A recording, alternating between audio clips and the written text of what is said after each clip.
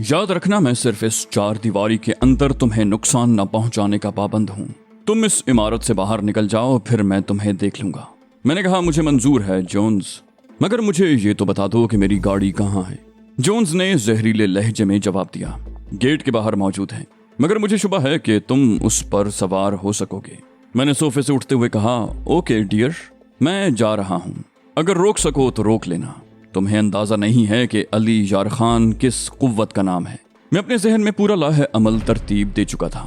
ये बात तो तय थी कि इमारत के अंदर मुझे किसी किस्म का नुकसान नहीं पहुंचाया जाएगा और इमारत से बाहर मुझ पर हमला करने के लिए जोन्स को अहकामात जारी करने पड़ते। जोन्स के अहकामात जारी करने से पहले पहले मुझे उस इमारत से निकल जाना था। ये रफ्तार का मामला था। मुझे यकीन था कि मैं जिस रफ्तार का मुजाहरा करने वाला हूँ वो जोन्स के तसव्वुर में भी नहीं आ सकती। मैं बड़े इत्मीनान से ख्वाबगाह के दरवाजे तक आया। जोन्स ख्वाबगाह के वस्त में अपनी कमर पर दोनों हाथ रखे खड़ा मुझे घूर रहा था। उसका बस चलता तो मुझे कच्चा चबा जाता। मैंने मुस्कुराकर उसे अलविदा कहा और आहिस्तगी से दरवाजा बंद कर दिया। दरवाजा बंद करते ही मैं एक तब्दील शुदा आदमी नजर आने लगा। मेरी रफ्तार में यकबयक बेपनाह तेजी पैदा हो गई थी। हस्बे मामूल इमारत की राहदारियां सुनसान पड़ी थीं। मुझे मालूम था कि यहाँ तमाम तर हिफाजती निज़ाम खुफिया है। वक्त पड़ने पर चंद सेकंड के अंदर अंदर राहदारियां मुसल्लह मुहाफिजों से भर सकती थी, मगर मेरे लिए वही चंद सेकंड बहुत थे। उन चंद सेकंडों के अंदर अंदर मैं इमारत के अहाते में था। इमारत के मरकजी कंट्रोल रूम में निगरानी करने वालों को अगर कुछ नजर आया भी होगा तो महज एक साया सा ही होगा। अहाते में पहुंचने के बाद मेरी रफ्तार कदरे सुस्त हो गई, मगर मैं अब भी बहुत तेज रफ्तारी का मुजाहरा कर रहा था। मैंने अहाते में मौजूद मुहाफिजों की तरफ तवज्जो देने की जरूरत भी महसूस नहीं की थी। उनमें से चंद मुझे इस तरह गेट की तरफ जाते देखकर हैरान जरूर हुए, मगर किसी ने मुझसे कोई तारुज़ न किया। गेट पर मुतय्यन मुहाफिज को मैंने दूर से ही गेट खोलने का इशारा किया और उसने मुअद्दब अंदाज में ज़ेली खिड़की खोल दी। उसे क्या मालूम था कि अब सूरत हाल कितनी तब्दील हो चुकी है। ज़ेली खिड़की से बाहर निकलते वक्त मैंने देखा कि गेट से मुल्हक कमरे में मौजूद इंचार्ज ने इंटरकॉम का रिसीवर उठाया। यकीनन जोन्स ने उसे मेरे बारे में हिदायत देने के लिए कॉल की होगी। जोन्स के अंदाजे के मुताबिक उस वक्त तक मुझे इमारत के अंदर ही होना चाहिए था। उसके वहम गुमान में भी नहीं होगा कि मैं उस वक्त तक 4 दीवारी से भी बाहर निकल चुका हूँगा। गेट से बाहर आते ही मेरी बर्क रफ्तारी एक बार फिर ऊद कर आई। मेरी कार सामने ही मौजूद थी। महज 3 सेकंड के अंदर अंदर मैं न सिर्फ कार में बैठ चुका था, बल्कि मैंने कार स्टार्ट करके चला भी दी थी। करीब तरीन मोड़ भी 1 फरलांग के फासले पर था। मैं अकब नुमा आईने पर निगाह जमाए कार की रफ्तार में तेजी से इजाफा कर रहा था। उस इलाके में ट्रैफिक ना होने के बराबर था, इसलिए मुझे तेज रफ्तार ड्राइविंग करने में दुश्वारी नहीं हो रही थी। मेरी कार अभी मोड़ से आधा फरलांग दूर थी कि मैंने उस मुहाफिज को बौखलाए हुए अंदाज में गेट से बाहर आते देखा, जिसने मेरे लिए फाटक की ज़ेली खिड़की खोली थी। उसने बेताबाना अंदाज में मेरी कार की तरफ हाथ उठाए। ये उसकी बेबसी थी। उससे कहा गया होगा कि मुझे जाने न दे, मगर मामला उसके हाथ से निकल चुका था। उसकी बेबसी देखकर मेरे होंठों पर तल्ख मुस्कुराहट की एक लकीर खिंच गई। मैंने कार को बहुत तेज रफ्तारी से मोड़ा। इतनी तेज रफ्तारी से मोड़े जाने पर कार के पहियों ने जोरदार आवाज में सदाए एहतजाज बुलंद की, मगर मेरे पास उसके एहतजाज पर कान धरने का वक्त नहीं था। मुझे तो जल्द से जल्द यहाँ से दूर निकल जाना था। ये बहुत कड़ा वक्त था। जोन्स को हुक्म मिला था कि मुझे नुकसान न पहुंचाए, लेकिन मैंने अपनी बातों से उसे इस हद तक मुश्तइल कर दिया था कि वो सोचने समझने की सलाहियत तकरीबन खो बैठा था। और कुछ अजब नहीं था कि उसने अपने आदमियों को मुझे कत्ल कर डालने का हुक्म भी सादिर कर दिया था। उसकी नज़र में ये ज़्यादा मुश्किल काम नहीं था, और ये हकीकत भी थी। एगलर के अक्सर अरकान मुझे देख चुके थे और उनके लिए कोई मुश्किल नहीं था कि मुझ पर बेखबरी के आलम में गोलियों की बारिश करके मुझे ठिकाने लगा दें। मैंने जानबूझकर ये हरकत की थी। खतरात से खेलने का लुत्फ ही कुछ और होता है। 10 मिनट तक तेज रफ्तार ड्राइविंग के बाद मैं कई मील दूर निकल आया था। उन लोगों को डॉज देने के चक्कर में मैंने कोई वाज़ेह मंजिल मकसूद मुतय्यन नहीं की थी। ये कार भी मेरे लिए मखदूश साबित हो सकती थी, इसलिए मैंने एक सड़क पर कार रोकी और उससे उतरकर फुटपाथ पर चलने वालों के हुजूम में शामिल हो गया। ये निस्बतन निचले दर्जे की आबादी वाला इलाका था। मैंने किसी खास नीयत से उस इलाके का इंतखाब नहीं किया था। बेमकसद ड्राइविंग मुझे यहाँ तक ले आई थी, और चूंकि कार को ज्यादा देर तक ज़ेरे इस्तेमाल रखना मखदूश था, इसलिए मैंने उसे वहीं छोड़ दिया। कुछ अजब नहीं था कि उस वक्त एगलर के तमाम कारिंदे उस कार की तलाश में सरगर्दा घूम रहे हों और कार दिखाई देते ही उस पर फायर खोल देने के लिए बेचैन हों। मुमकिन है जोन्स ने उन्हें एडम डी फ्लॉक की हकीकत से भी बाखबर कर दिया हो। کار سے اترنے کے بعد میں نے بمشکل 50 گز کا فاصلہ طے کیا ہوگا کہ فضا گولیوں کی تڑتڑاہٹ سے گونج اٹھی۔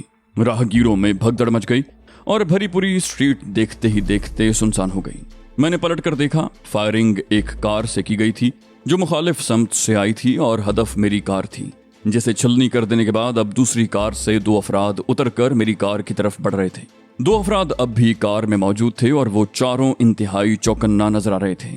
کار کو چھلنی کرنے کے باوجود وہ یوں خوفزدہ تھے جیسے انہیں جوابی حملے کا خطرہ ہو۔ ان کی توجہ کسی اور طرف تھی ہی نہیں۔ دفتن میں چونک پڑا۔ فٹ پاتھ پر میرے سوا کوئی اور نہیں بچا تھا۔ جدھر جس کے سینگ سمائے تھے بھاگ نکلا تھا۔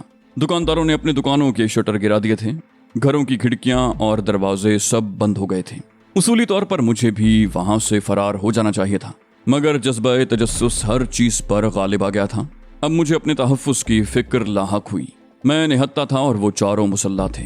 بوکھلائے ہوئے نہ ہوتے تو مجھے کار میں تلاش کرنے کی بجائے ارد گرد نگاہ دوڑاتے، لیکن شاید انہیں بتا دیا گیا تھا کہ ان کے مقابلے پر کون ہے، اس لیے وہ کار کو چھلنی کر دینے کے بعد بھی اس قدر خوفزدہ تھے کہ کہیں میں کار میں سے نکل کر ان پر حملہ نہ کر بیٹھوں۔ چھپنے اور پناہ لینے کے لیے مجھے کوئی جگہ دکھائی نہ دی۔ اگر کوئی جگہ تھی تو وہ گلی تھی جو مجھ سے کوئی 100 فٹ کے فاصلے پر تھی۔ ابھی تک ان لوگوں کی توجہ میری طرف مبذول نہیں ہوئی تھی، اس لیے میرے پاس موقع تھا کہ میں اس گلی تک پہنچنے کی کوشش کروں۔ میں نے سوچنے سمجھنے میں وقت ضائع کرنے کی بجائے عمل کرنا زیادہ مناسب سمجھا اور بڑی تیزی سے حرکت میں آ گیا۔ اس کے ساتھ ہی میں نے عقب سے ایک چنگھاڑ سنی، وہ رہا، اور اس چنگھاڑ کے ساتھ ہی ان لوگوں نے اپنی خودکار گنوں کا رخ میری طرف کر کے فائر کھول دیے۔ میں نے گولیوں سے بچنے کے لیے ایک طویل جست لگائی۔ آدھے سے زیادہ فاصلہ میں پہلے ہی طے کر چکا تھا، لیکن جو محسوس ہو رہا تھا کہ میں گولیوں کی اس بارش سے شاید ہی بچ سکوں۔ زمین پر گرتے ہی میں نے تیزی سے کئی قلبازیاں کھائیں اور اٹھ کر دوبارہ جست لگائی۔ دوبارہ میں گلی کے بہت قریب گرا۔ اب کی بار میں نے اٹھنے کا خطرہ مول لینے کی بجائے لڑکتے ہوئے گلی میں داخل ہو جانے کو ترجیح دی۔ چند گولیوں نے میرے پیروں کے قریب زمین سے دھول اڑائی اور میں ان کی زد میں آنے سے بال بال بچا۔ وہ لوگ پاگلوں کی طرح فائرنگ کر رہے تھے، حالانکہ اب میں انہیں نظر بھی نہیں آ رہا تھا۔ متواتر چلنے والی گولیوں کے دھماکے نے فضا میں شدید ارتعاش پیدا کر دیا تھا۔ آڑ میسر آتے ہی میں ایک بار پھر اپنے پیروں پر کھڑا ہو گیا۔ اب میں کم از کم ان کی گولیوں کی زد سے دور تھا اور آزادانہ دوڑ سکتا تھا۔ مجھے یہ بھی یقین تھا کہ اب وہ لوگ مجھ تک نہیں پہنچ سکیں گے، اس لیے کہ اس علاقے میں پیچ در پیچ گلیوں کا جال بچھا ہوا تھا۔ رفتار میں وہ میرا مقابلہ نہیں کر سکتے تھے اور ان تنگ گلیوں میں کسی گاڑی کے داخل ہونے کا تصور بھی محال تھا۔ میں اندھا دھند دوڑ رہا تھا، اونچی نیچی ناہموار زمین کو روندنے اور دائیں بائیں مڑنے میں ذرا سی بھی ہچکچاہٹ کا مظاہرہ کرنے کا نتیجہ بہت خراب بھی ہو سکتا تھا۔ گلیاں بالکل سنسان پڑی تھیں، کوئی بچہ تک نظر نہیں آ رہا تھا۔ شاید فائرنگ کی آوازیں سن کر ماں باپ نے اپنے بچوں کو بھی گھروں کے اندر بند کر لیا تھا۔ مجھے کچھ اندازہ نہیں تھا کہ میں کدھر جا رہا ہوں، لیکن مجھے اتنا یقین تھا کہ کوئی نہ کوئی گلی مجھے کسی اور سڑک پر ضرور پہنچا دے گی، اور میں نے بس اتنا ہی خیال رکھا تھا کہ کہیں واپس اس سڑک پر نہ جا نکلوں جہاں سے ان گلیوں میں داخل ہوا تھا۔ لیکن اس وقت میں عجیب مخمصے میں پھنس گیا جب ایک گلی مجھے بالکل بند نظر آئی۔ نہ آگے جانے کا راستہ تھا اور نہ دائیں بائیں مڑنے کا۔ مجھے رکنا پڑا، واپسی کے سوا کوئی چارہ نہیں تھا، لیکن نہیں، اب وہ راستہ بھی نہیں بچا تھا۔ واپسی کے راستے پر 2 مسلح سیاہ فام کھڑے تھے، ان کے ہاتھوں میں موجود خودکار گنوں کا رخ میری طرف تھا۔ میں نے طویل سانس لے کر اپنے دونوں ہاتھ بلند کر دیے۔ آخرکار میں پھنس ہی گیا۔ کس طرح پھنسا یہ سمجھنا میرے لیے ممکن نہیں تھا۔ ان دونوں کی گھورتی ہوئی نظریں مجھ پر جمی ہوئی تھیں۔ چند لمحوں کے بعد ان میں سے ایک نے مجھے دیوار کی طرف منہ کر کے کھڑے ہونے کا اشارہ کیا۔ میں نے خاموشی سے اس کے کہنے پر عمل کیا۔ وہ میری تلاشی لینا چاہتے تھے، ظاہر ہے میرے پاس کچھ بھی نہیں تھا۔ ان میں سے ایک نے آگے بڑھ کر میری تلاشی لی۔ میں چاہتا تو اس سے الجھ سکتا تھا، مگر ان کے تیور دیکھ کر لگتا تھا کہ وہ مجھے کسی قیمت پر بھی نہیں چھوڑیں گے، اس لیے میں نے مناسب وقت کا انتظار کرنے کا فیصلہ کیا۔ میری جامع تلاشی لینے کے بعد وہ شخص دوبارہ واپس اپنی جگہ پر چلا گیا اور دوسرے شخص نے مجھ سے مڑ جانے کو کہا۔ میں نے دوبارہ ان دونوں کی طرف رخ کیا۔ وہ بولا، تم کون ہو اور اس علاقے میں کس نیت سے داخل ہوئے ہو؟ میں نے حیرت سے اسے دیکھا۔ میں یہ سمجھنے سے قاصر تھا کہ اس نے مجھ سے یہ سوال کیوں کیا ہے۔ کیا وہ مجھے پہچانتا نہیں تھا یا یہ کہ وہ اپنا اطمینان کرنا چاہ رہا تھا؟ اس نے غرا کر کہا، ہم زیادہ انتظار کرنے کے عادی نہیں ہیں، یا تو ہماری بات کا جواب دو ورنہ ہم تمہیں ٹھکانے لگا دیں گے۔ میں نے خود کو عجیب قسم کی بے بسی میں مبتلا محسوس کیا۔ ان کے تیور تو ایسے ہی تھے جیسے ضرورت پڑنے پر وہ بے دریغ مجھے ہلاک کر ڈالیں گے۔ میں نے بلند آواز میں کہا، یہ تو ہوتا ہی رہتا ہے، آج میں تمہاری زد میں آ ہی گیا، तुम चाहो तो मुझे निशाना बना सकते हो, तुम्हारे पास वाज़े अहकामात भी मौजूद हैं। वो बोला, हाँ हमारे पास वाज़े अहकामात मौजूद हैं, हम यहाँ इस तरह घुस आने वाले किसी भी शख्स को हलाक कर सकते हैं। अगर तुम अपने बारे में नहीं बताओगे तो तुम्हारे साथ भी यही सलूक होगा। मैंने कहा, ओह, मालूम होता है तुम्हारा ताल्लुक उस गुरोह से नहीं है जो मेरे पीछे लगा हुआ है। वो बोला, ये सागा का इलाका है और यहाँ उसी का हुक्म चलता है। अगर तुम समझते हो कि यहाँ से बचकर निकल जाओगे तो ये तुम्हारी भूल है। मैंने जल्दी से कहा, तुम लोग मुझे नहीं जानते, मेरा नाम एडम डिफ्लॉक है। कुछ गुंडे मुझे हलाक करने के दरपे हो रहे थे, उनसे जान बचाने के लिए मैं इन गलियों में घुसा था, मगर यहाँ फंस कर रह गया। उसने खुश्क लहजे में कहा, हमें मालूम है। उसका दूसरा साथी बदस्तूर खामोश था। फिर वो बोला, जिन लोगों ने तुम पर हमला किया था उन्हें हलाक किया जा चुका है। मैंने खुशी जाहिर की, ओह, इसका मतलब यह है कि अब मैं महफूज हूँ। वो बोला, इसका इन्हिसार इस बात पर है कि तुम हमें मुतमईन करने में किस हद तक कामयाब होते हो। मैंने कहा, मुझे नहीं मालूम कि तुम लोगों को मुतमईन करने के लिए मुझे क्या करना होगा। मैंने बेबसी जाहिर की।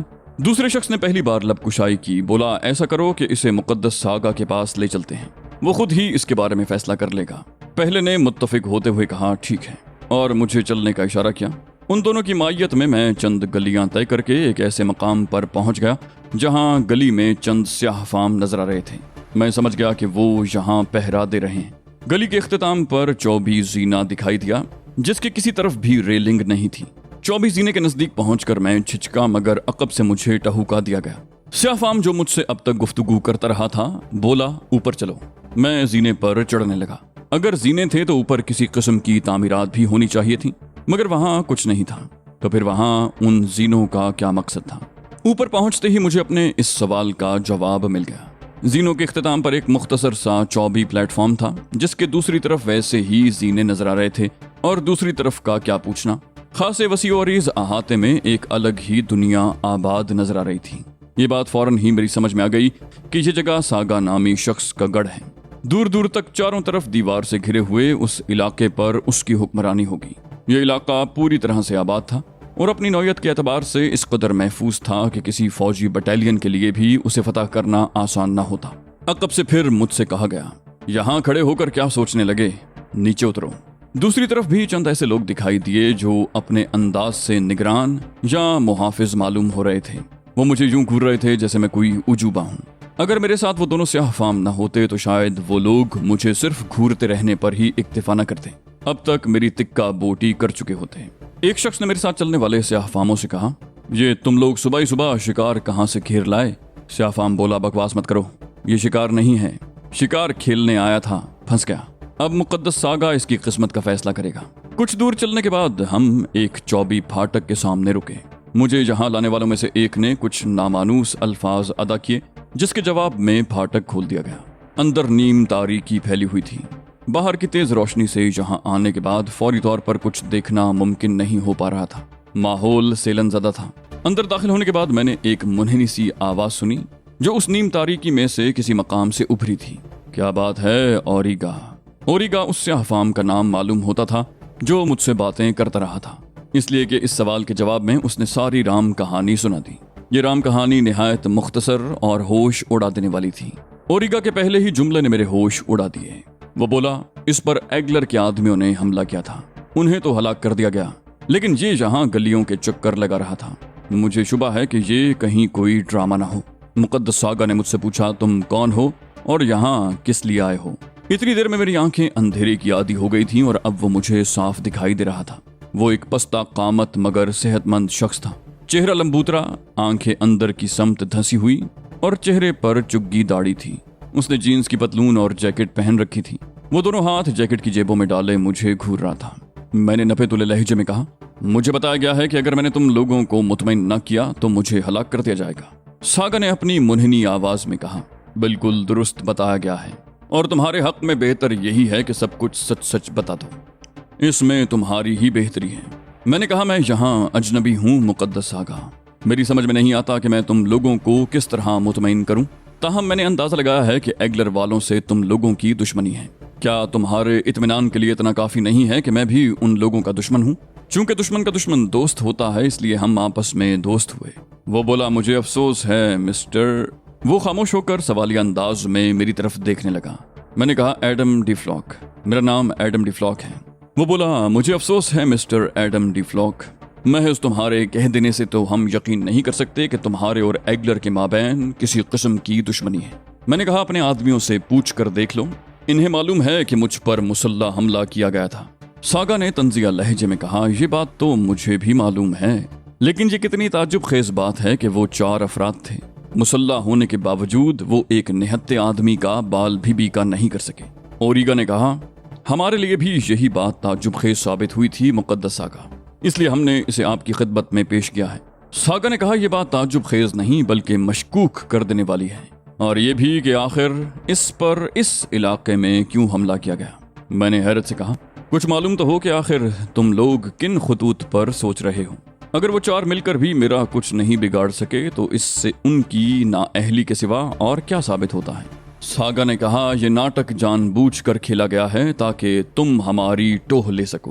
वो 4 इतने नाअहल भी नहीं थे कि एक निहत्ता आदमी उनके काबू में ना आ सके, और ना ही तुम इतने बासलाहियत नजर आते हो कि मैंने एहतजाजी लहजे में उसकी बात काट दी। कहा, तुम ज्यादती कर रहे हो मुकद्दस सागा, किसी भी शख्स को महज देखकर उसकी सलाहियतों का अंदाजा नहीं किया जा सकता। सागा ने कहा, मैं तस्लीम करता हूँ। उसकी आवाज से बेपनाह खुशी जाहिर हो रही थी। बोला, वाकई किसी शख्स को महज देखकर उसकी सलाहियतों का अंदाजा नहीं किया जा सकता, लेकिन क्या तुम ये दावा कर रहे हो कि तुम इतने ही बासलाहियत हो? मैंने कहा, हरगिज नहीं मुकद्दस सागा, ये तो महज मेरी किस्मत थी कि मैं बच गया, वरना खुले मकाम पर एक ऑटोमेटिक राइफल से भी नहीं बचा जा सकता। सागा ने कदरे मायूसाना लहजे में कहा, ये क्या बात हुई? मैं तो समझा था कि तुम अपने बासलाहियत होने का दावा कर रहे हो। मैंने कहा, इतना बड़ा दावा करने वाला पागल ही कहलाएगा मुकद्दस सागा। मेरी जान पर बनी हुई थी, मैंने सर तोड़ कोशिश की और खुदा ने मुझे बचा लिया। जरूरी नहीं कि हर बार ही ऐसा हो। सागा ने कहा, अगर दोबारा इसी तरह तुम्हारी जान पर बन जाए तो क्या तुम दोबारा सर तोड़ कोशिश नहीं करोगे? मैंने कहा, बिल्कुल करूंगा मुकद्दस सागा, लेकिन मैं जानबूझकर खुद को ऐसे किसी इम्तिहान में डालने के लिए तैयार नहीं हूँ। वो बोला, मैं किसी बेगुनाह की जान लेने का कायल नहीं हूँ और ना ही किसी मुजरिम को बख्शने के हक में हूँ, मगर तुम्हारे बारे में ये फैसला करना दुश्वार हो रहा है कि तुम मुजरिम हो या बेकसूर। मैंने कहा, मैं एग्लर का मुजरिम तो जरूर हो सकता हूँ, मगर तुम लोगों से मेरा कोई ताल्लुक नहीं है, मैं तो तुम्हें जानता तक नहीं। सागा ने फैसला कुन लहजे में कहा, जबानी बातों से कुछ हासिल नहीं होगा, तुम्हें अपनी सलाहियतों का इम्तिहान देना होगा। अगर तुम इम्तिहान में पूरे उतरे तो हम तुम्हारी हर बात पर यकीन कर लेंगे। बसूरत दीगर उसने जुमला अधूरा छोड़ दिया। मैंने कहा, मैं तुम लोगों की कैद में हूँ, जो सुलूक भी करोगे मुझे कबूल करना पड़ेगा। वो बोला, तुम्हें मेरे फेंके हुए खंजर से बचना होगा। अगर तुम बच गए तो मैं मान लूंगा कि तुम उन लोगों की चलाई हुई गोलियों से वाकई बच गए हो। मैंने हैरत से कहा, अपनी खंजर जनी पर तुम्हें इस कदर एतमाद है? सागा ने कहा, तुम्हें इससे कोई बहस नहीं होनी चाहिए, सिर्फ ये बताओ कि तुम इस इम्तिहान के लिए तैयार हो या नहीं। मैंने कहा, मैं बखुशी तैयार हूँ, मगर मुझे हैरत है कहाँ खंजर और कहाँ गोली। सागा ने सवालिया अंदाज में ओरिगा की तरफ देखा। बोला, क्या ख्याल है ओरिगा? ओरिगा ने मौद्दबाना अंदाज में कहा, मामला हैरान कुन है मुकद्दस सागा, मेरे ख्याल में इससे पूछ लिया जाए, मुमकिन है ये अपनी सलाहियतों के इम्तिहान के लिए कोई बेहतर तरीका तजवीज़ कर सके। मैंने कहा, नहीं, मुकद्दस सागा की ख्वाहिश पूरी होना ज़रूरी है, मुझे इस तरीका इम्तिहान पर कोई एतराज़ नहीं। सागा के चेहरे पर उलझन के आसार नजर आए। बोला, क्या तुम्हारा ताल्लुक एग्लर से नहीं है? मैंने कहा, कैसी बातें कर रहे हो मुकद्दस सागा, अगर मेरा ताल्लुक एग्लर से होता तो वो लोग मेरी जान के दरपे क्यों होते? सागा ने मुझे गौर से देखते हुए कहा, क्या माजी में कभी भी तुम एग्लर से मुतल्लिक नहीं रहे? मैंने कहा, कभी भी नहीं, लेकिन मेरी समझ में नहीं आता कि तुम लोग क्या जानना चाहते हो। सागा ने एक तवील सांस लेकर कहा, मैं नहीं चाहता कि मेरे हाथ किसी बेगुनाह के खून से आलूदा हूं। मैं तुम्हें ये बता देना जरूरी समझता हूं कि खंजर सनी के मामले में शायद ही रूए जमीन पर मेरा कोई सानी हो। मैंने कहा, ओह, तब तो मैं इसरार करूंगा कि तुम मेरा इम्तिहान जरूर लो, मैं भी खुद को परखना चाहता हूँ। सागा ने कहा, क्या तुम्हारा दिमाग खराब हो गया है नौजवान? सागा के सामने तो मुसल्ला अफराद भी कोई हैसियत नहीं रखते। मैंने कहा, मैं तहरीर देने को तैयार हूँ कि अगर तुम्हारे खंजर से मुझे कोई नुकसान पहुंचा तो उसकी तमाम तर जिम्मेदारी मुझ पर होगी। सागा के अलावा ओरिगा और उसके साथियों के मुंह भी हैरत से खुल गए थे और वो मुझे यूं देख रहे थे जैसे उनकी आंखों के सामने कोई उजूबा हो। सागा ने एक तवील सांस लेकर कहा, मुझे यकीन आ गया है कि एग्लर से तुम्हारा किसी किस्म का कोई ताल्लुक नहीं है, अगर होता तो तुम इतना अहमकाना इसरार हरगिज न करते। मैंने हैरत से कहा, एगलर के गुर्गे तुम्हें इतनी अच्छी तरह जानते हैं? वो बोला, हाँ, इसलिए कि मैं खुद भी एगलर के लिए काफी अरसा काम कर चुका हूँ। मैंने मुस्तरिबाना अंदाज में कहा, ओह, ये बात तुमने पहले बता दी होती तो नौबत यहाँ तक न पहुँचती, मगर अब कुछ नहीं हो सकता। सागा ने हैरत से पलकें झपकाई। बोला, क्या मतलब? मैंने कहा, मतलब बाद में बताऊंगा, पहले ये खेल होगा। तुम मुझे अपने खंजर का शिकार करने की कोशिश करोगे। सागा ने गुस्सीले लहजे में कहा, तुम अहमकों के शहंशाह मालूम होते हो। अगर तुम खुदकुशी करने के इतने ही शौकीन हो तो कोई और तरीका ढूंढ लो। मेरा दामन क्यों दागदार कर रहे हो? मैंने तंजिया लहजे में कहा, तुम आखिर कितने बड़े माहिर हो मिस्टर सागा? ओरिगा ने कहा, मुकद्दस सागा 12 फुट के फासले पर उड़ती हुई मक्खी को खंजर फेंक कर मार सकते हैं मिस्टर एडम। आखिर तुम खुद को हलाकत में क्यों डाल रहे हो? मैंने कहा, मैं कोई मक्खी नहीं हूं मिस्टर ओरिगा, जिसे हर कसोनाकस महज खंजर के बल पर शिकार कर ले। सागा ने गुस्सीले लहजे में कहा, मालूम होता है कि तुम्हारी मौत तुम्हें यहाँ खींच लाई है। बताओ, कब मेरे फेंके हुए खंजर का सामना करोगे? मैंने बड़े सुकून से कहा, अभी और इसी वक्त। लेकिन इतने अंधेरे में तो मुझे कुछ भी नजर नहीं आएगा। रोशनी का बंदोबस्त करो। सागा ने ताली बजाई और कमरे में तेज रोशनी फैल गई।